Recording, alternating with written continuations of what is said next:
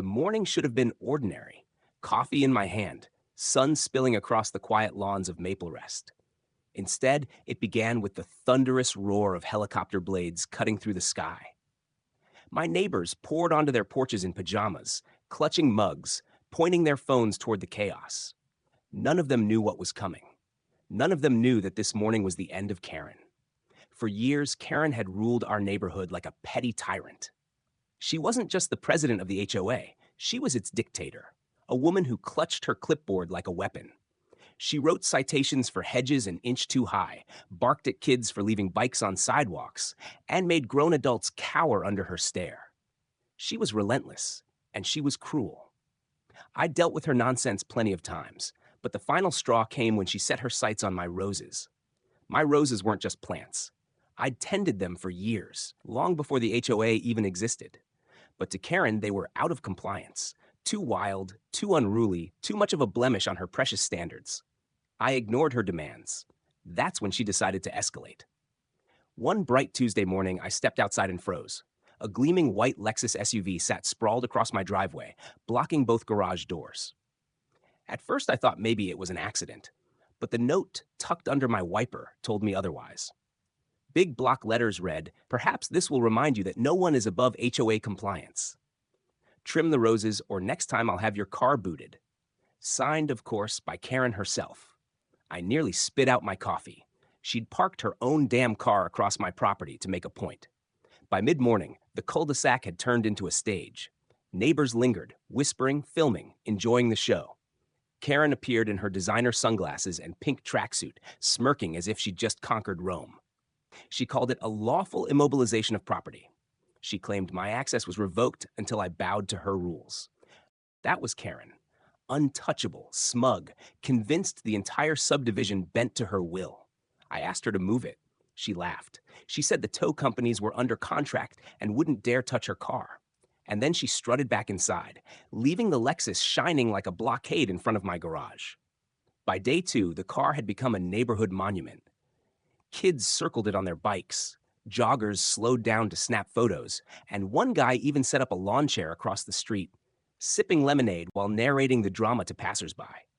Karen paraded in front of it, waving to neighbors like a queen at her parade. She basked in the attention. But the thing about power is this: it blinds people. Karen thought she'd won. She thought she could humiliate me and no one would stop her. The police wouldn't help, called it a civil matter. Towing companies refused. They were in her pocket. And my neighbors? Most of them had suffered under her rule for years, but none of them ever dared to push back. But I'm not most people. I don't break easily. And when I do, I don't just break, I build. I had connections Karen didn't know about. My contracting business had introduced me to all kinds of people, including one old friend named Rodney Roeder Alvarez, who happened to run a helicopter heavy lift service. The kind of helicopters that could hoist shipping containers into the sky like toys. The plan came to me like lightning. If Karen wanted to block my driveway, I'd remove the problem. Legally, her car was trespassing. Trespassing property can be removed by reasonable means. In most neighborhoods, that meant a tow truck. But Maple Rest had never met me. I called Rodney. I explained the situation. He laughed, thought I was joking. Then he realized I wasn't. "You've got witnesses?" he asked. "Proof it's blocking your garage?" "Oh, I've got proof," I told him. "Plenty of it."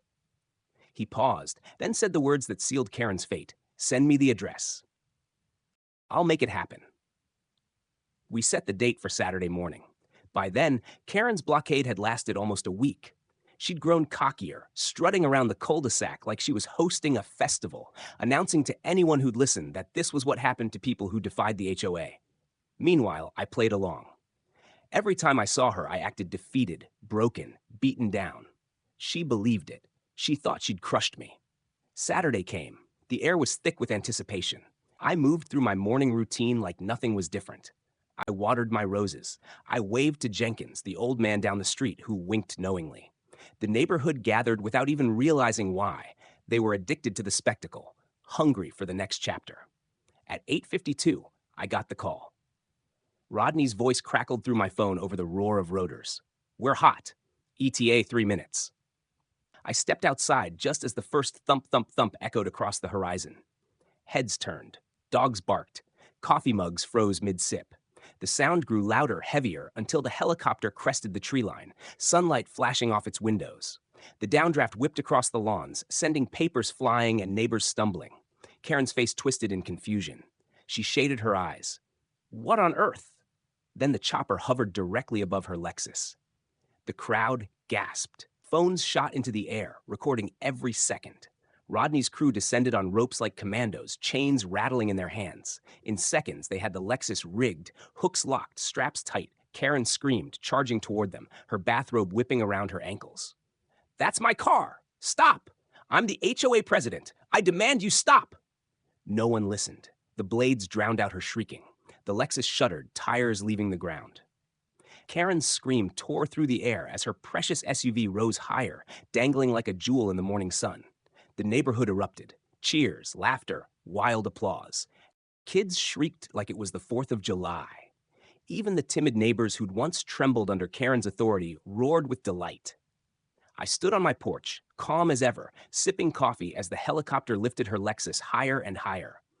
Karen fell to her knees in the street, clawing at the air as if she could drag it back down with her bare hands. Someone shouted, "Looks like your car's finally HOA compliant, Karen. It's off the street." The cul-de-sac dissolved into laughter. But this was only the beginning. The neighbors thought the car was headed to a lot or an impound. Karen thought she'd get it back within hours. None of them knew where it was really going. Rodney guided the chopper out of the neighborhood, the Lexus swaying beneath it like a trophy. Phones followed, recording from sidewalks, from rooftops, from passing cars. Social media lit up instantly. Videos tagged with captions like "helicopter stealing a car" and "only in Maple Rest." The truth was, I hadn't chosen just any destination. I'd chosen the mayor's lawn. Mayor Douglas Whitfield, the same man who enabled Karen, turned a blind eye to her corruption and treated her like his little enforcer. That Saturday, he happened to be hosting a brunch for the city's elite. Champagne, string quartets, golf buddies, the perfect audience. As Rodney's helicopter thundered over the estate, guests looked up in horror. The quartet scattered, tablecloths ripped through the air, champagne flutes toppled. And then the Lexus descended, chains rattling, sunlight flashing off its windshield like divine judgment. It landed with a bone-shaking thud on the mayor's pristine lawn, crushing grass worth more per square foot than most houses. The crowd screamed. Phones filmed. The mayor staggered forward, face pale, shouting, "What the hell is this?" But it was too late. The damage was done. Karen's car sat gleaming in the center of his party like a monument to arrogance. By evening, the footage had exploded across the internet. Memes spread faster than wildfire. Mayor's lawn Lexus. News anchors stood in front of the mayor's house, voices trembling with disbelief. Karen tried to spin it, calling it an act of domestic terrorism, but no one bought it. The mayor turned on her immediately, fined her for property damage, and pulled his support. The fallout was brutal. At the emergency HOA meeting, the board stripped Karen of her presidency. The neighbors who once bowed to her now mocked her openly. Kids biked past her house, chanting "Mayor's Lawn Lexus," like it was a nursery rhyme. Within months, she sold her Lexus. By the end of the year, she sold her house too. And me? I sat on my porch, bourbon in hand, roses blooming at my side, watching peace settle back over the neighborhood.